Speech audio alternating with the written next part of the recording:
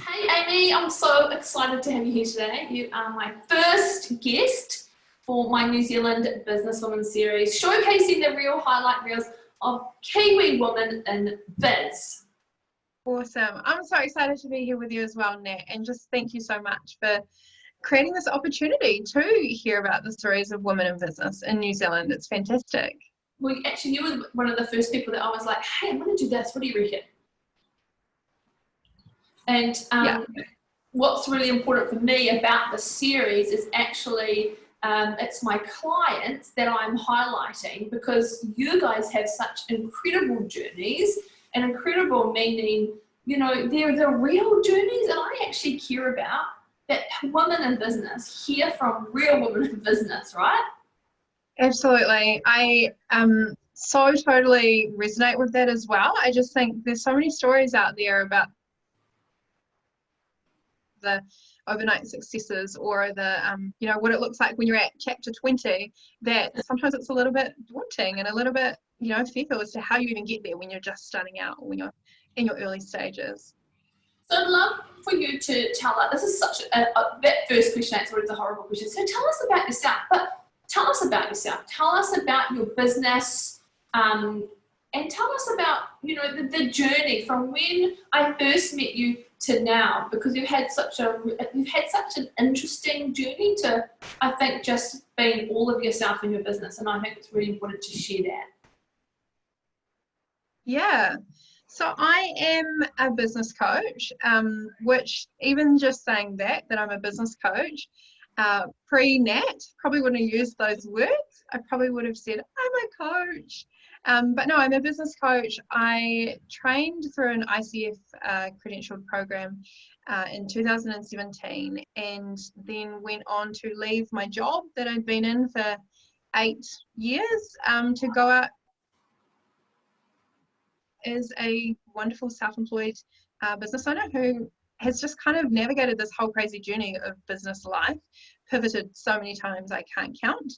And have landed here this year, really, in 2020, as the business coach, as my job title, which is pretty exciting, because there's a whole heap of mindset stuff that comes with actually wanting to be able to call myself that. I started working with you, Nat, in March, which was actually, I feel like it was around the first lockdown. I think it was. I think we spoke in the lockdown, level 4 lockdown. We had our first conversations together.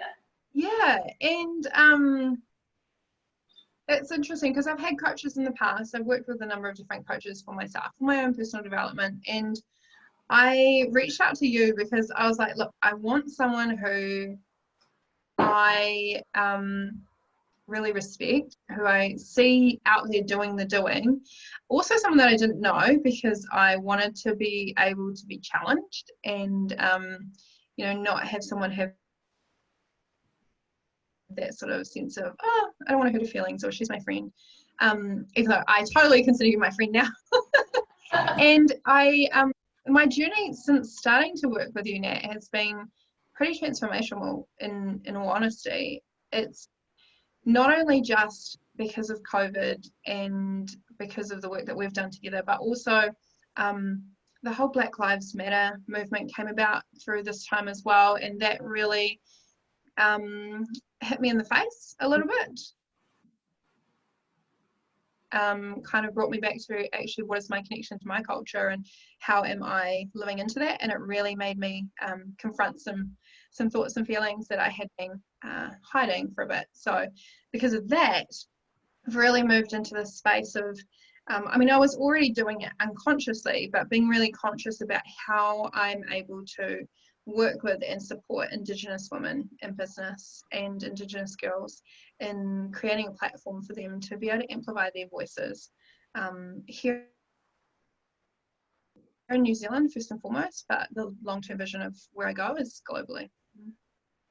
I love so much that for you, that, you know, you're being through pivots, and you're still in the game, that you're still here. But what I love mostly, and I talk about this to everyone, you've got to go on this journey, and you can't deny the journey, whatever that is for you, and you've come out the other side. And what I love about it for you is you've just embraced all of your amazingness through, you know, appreciating and accepting more of your culture and the power that you have there.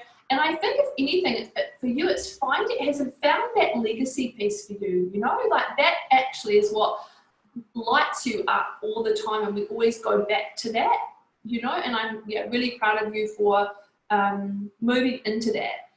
Can you talk about some of the challenges though? Like, what have been some of your barriers for you personally, and just for other women that you see out there, either starting biz or growing? Like, what are these things that have been happening for you and them?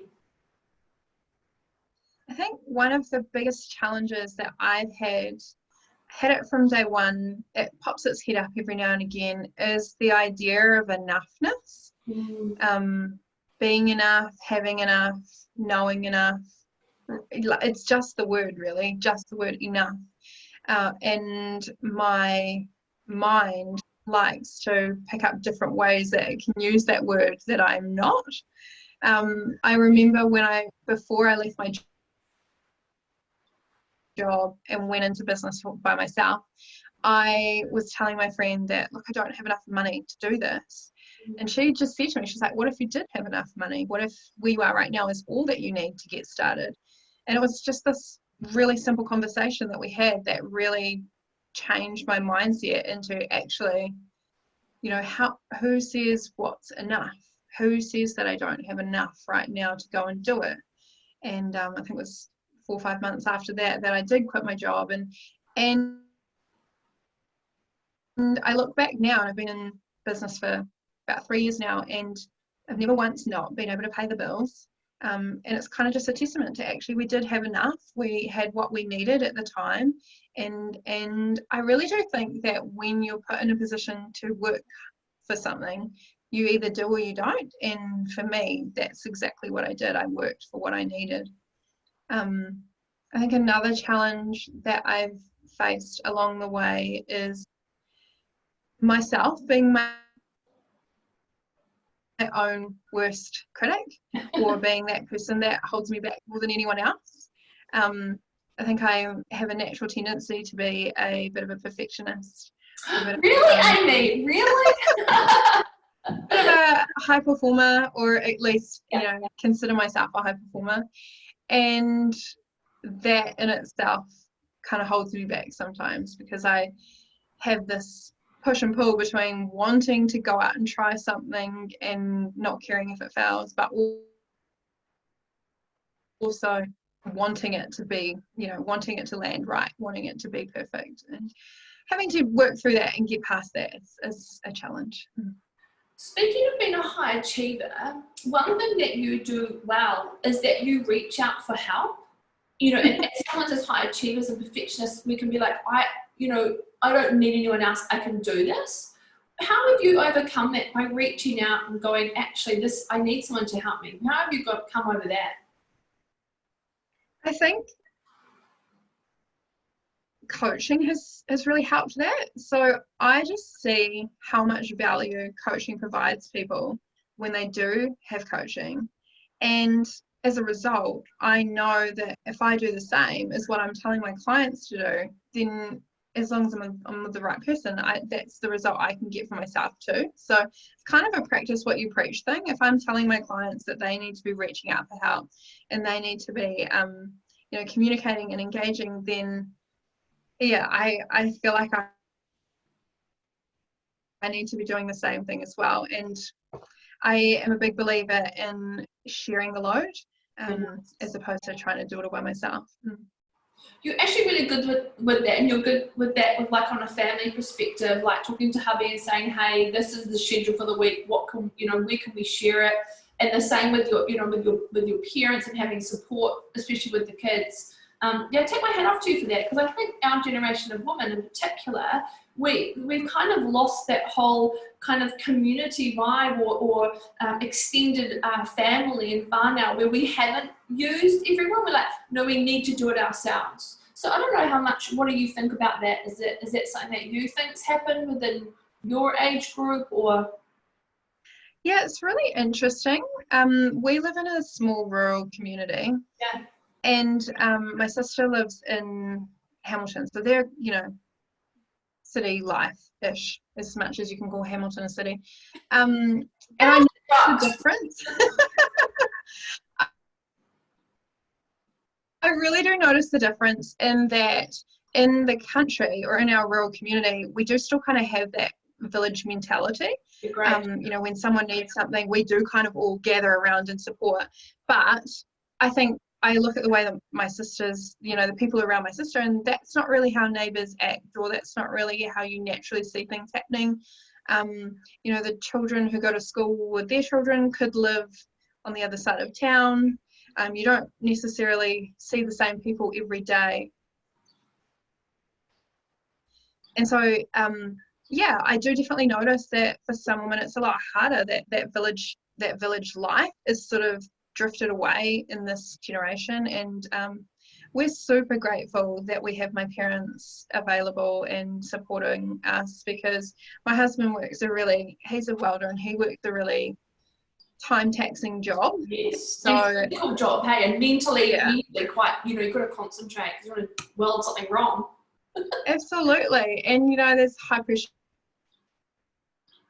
high health and safety, all that sort of stuff. And so we know that without my parents supporting us, we wouldn't be able to do half the things that we do. So yeah, there's, you know, I think there's a lot of people who live away from family now too. They don't tend to stay where they grew up. So yeah, it's definitely different than it used to be, I think. I'd love for you to share, because it's all about, and something I've always cared about, and it's actually one of my whys and why I actually started business coaching, was because I was really sick of the whole social media highlight reels, the whole, you know, oh, build a funnel in 6 weeks, you'll earn $10,000. Like, I would love for you to share what you think is a real highlight reel of business, so that people, because I care about normalizing other women, that, hey, what you're going through in your business is actually normal, you're okay. So I'd love for you to, I don't know, expose your, you know, real highlight reel. I think for me, if you took a look at my social media reel, you'd probably be able to tell, like, what are my highlights, and it's anything that has my kids in it. You know, the moments that I love the most are when my kids are involved in some way, where they're benefiting from what's going on. Yeah, so it's when we get to take holidays, or it's when I get to be, you know, when I get to coach their Ripple Rugby team, because I have the flexibility in my business to be able to go out and do that stuff. So yes, you know, the overnight successes of funnels and ads and all of that sort of stuff, I'm sure works for some people, but for me, what I love most is, yeah, getting to spend time with my kids and getting to choose.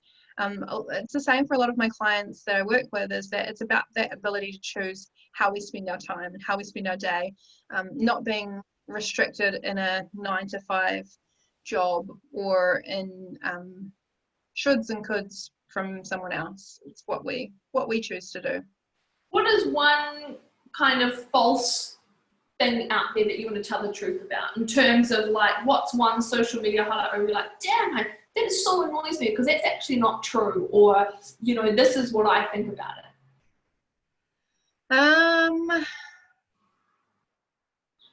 I think the thing that frustrates me the most is, if you just buy this one course, you will be a millionaire. Has it not happened to you? No, and I've brought plenty of courses. You know, it's that idea that you're just one course away from hitting the jackpot. And that's exactly what it reminds me of, to be honest. It reminds me of gambling or lotto, or, you know, and that's, unfortunately, in business, it doesn't really work like that. You do have to put in the work in order to make that course make your $1 million. You know, I can hand you all the tools in the world, but if you're not willing to use those tools, if you're not willing to understand how they can benefit your business, and if you don't use them consistently, then it's not going to change anything. one thing I've loved about how you've grown your business is, and I love to highlight this to people because, you know, before I was full-time in my business, I was contracting in my business as well, right? So I had multiple streams. But as women in business, we can be, because of the social media highlight reels, we can be, if I'm not generating all the income from just myself, therefore I'm not successful. What you do very well is have multiple streams of income coming in, whether it's where you're, you know, guest tutoring for amazing accreditations, contracting, coaching, you know, doing all those things. I'd like you just to speak into some of the things that you do to help other women see that it actually means that you're a really fiscally astute businesswoman with multiple streams. It's not anything about failure. Yeah, and it's so interesting actually, because for a long time I did think you can only do one thing, and if you were juggling all these different things, that wasn't how business was supposed to be. You know, again, there's so many shoulds, or you know, but the reality is there's no framework for how you do your business. And so for me, it does look like I do take on a couple of contracts, and I'm really fortunate to now be in a position where I can choose what those contracts are, rather than previously it was definitely more about the money than it is now, whereas now it's about what type of work is it that I get to do, and they're all really aligned with coaching and supporting Indigenous women. So the last two contracts that I've done have both been coaching roles and facilitating roles where we are supporting Māori Pacific people in business, which has been really exciting. Then I get to do my one-on-one coaching and my group coaching for my clients that I work with, and it's just a really wonderful way to, I guess, fill the desire that I have to work with more people. To work with different people in different spaces, and maybe not get stuck either, feeling like I'm doing the same thing day in and day out. Yeah, because I also find that, you know, that high achievers, creative high achievers who I love to work with, boredom can end up breaking the business, because they love the pressure of having lots of things, and lots of things can overwhelm them, but also lots of things is how they thrive and grow. So I love how you've got a lot of acceptance and allowance for those things. So I'd love for you to just do a shout out about your business. How can people come and start following you? Tell us what your website is and where to find you on your social media. Cool. So you can find me at amymclean.co. That's my website. It's .co, not .com, not .co.nz, as I get asked a lot. You can also find me on Facebook or Instagram, Amy McLean NZ. I also have a podcast, so the Life on Purpose podcast, which is on Spotify, Apple Podcasts, and all your other podcast platforms. But honestly, I'd love to connect with people on Facebook. It's probably where I spend the most of my time. And just, come say hi. I'm always up for a chat, and for connecting with women in business who are really passionate about what it is that they're creating. Yeah, I love that. Thank you so much for being my first guest. I'm so excited to be like, can I be my first guest? Let's kick this off. So yeah, really appreciate your time. Awesome. No, I so appreciate it as well, Nat. It's fantastic what you're doing. Thank you. Same to you. High five to us.